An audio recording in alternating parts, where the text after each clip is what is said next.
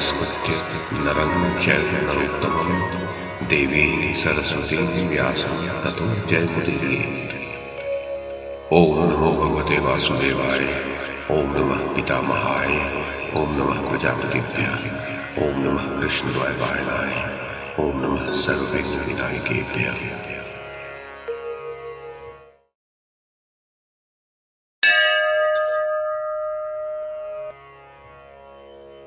वैशंपायन जी कहते हैं, जन्मेजय राजन, दुर्योधन से ऐसा कहकर श्री कृष्ण उसके भवन से निकलकर विदुर जी के घर चले गए।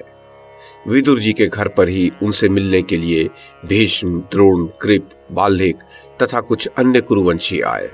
उन्होंने कहा, वार्ष्णे, हम आपको उत्तम उत्तम पदार्थों से पूर्ण अनेक भवन समर्पित करते हैं, वहां चलकर आप विश्राम कीजिए।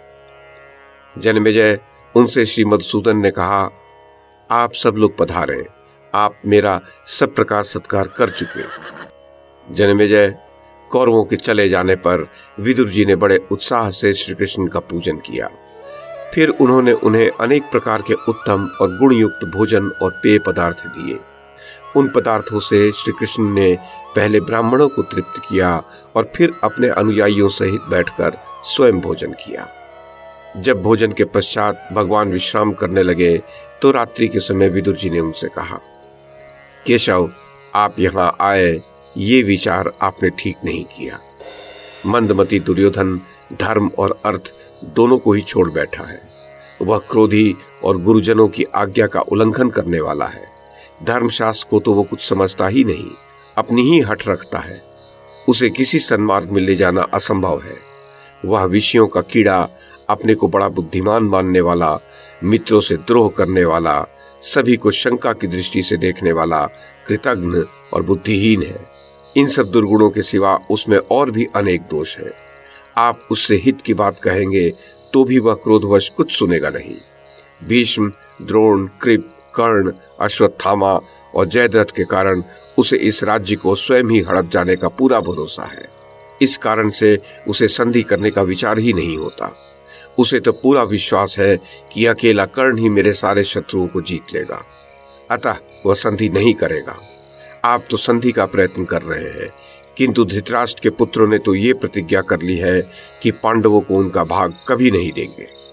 जब उनका ऐसा विचार है तो उनसे कुछ भी कहना व्यर्थ ही होगा।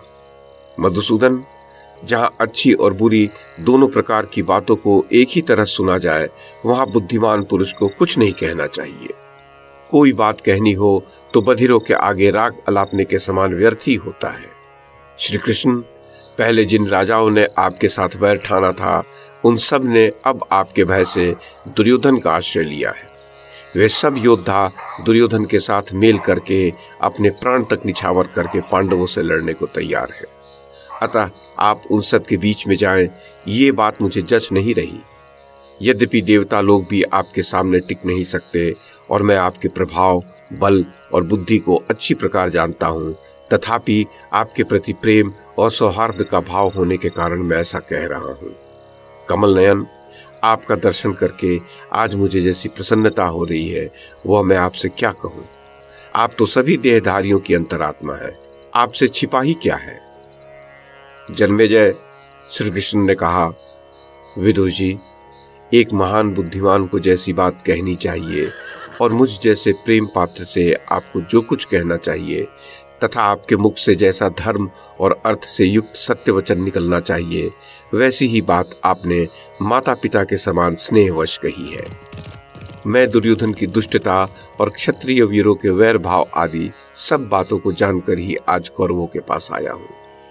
मनुष्य का कर्तव्य है कि वह धर्मतः प्राप्त कार्य को करे। यथाशक्ति प्रयत्न करने पर भी यदि उसे पूरा न कर सके तो भी उसे उसका पुण्य तो अवश्य ही मिल जाएगा, इसमें मुझे संदेह नहीं है।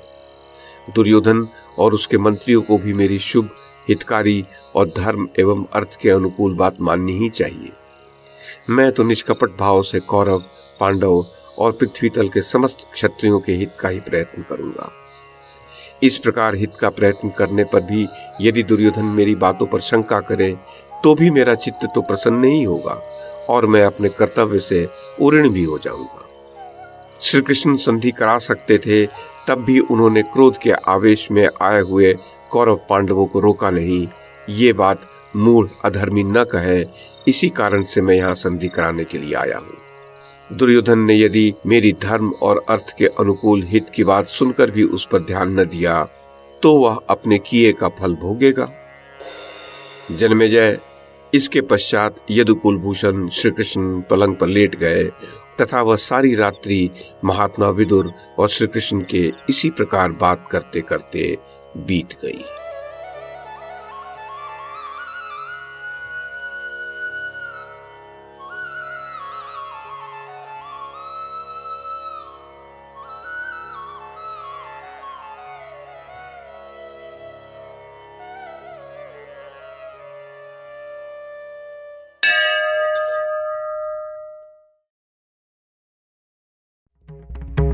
YouTube के माध्यम से महाभारत की कथा को एक श्रृंखला के रूप में प्रस्तुत करने का हमारा ये प्रयास यदि आपको सराहनीय लगा हो तो कृपया इस कड़ी को लाइक और शेयर करें, चैनल को सब्सक्राइब करें और बेल आइकन को दबाएं। साथ में अन्य लोगों को भी देखने के लिए प्रेरित करें। धन्यवाद और नमस्कार।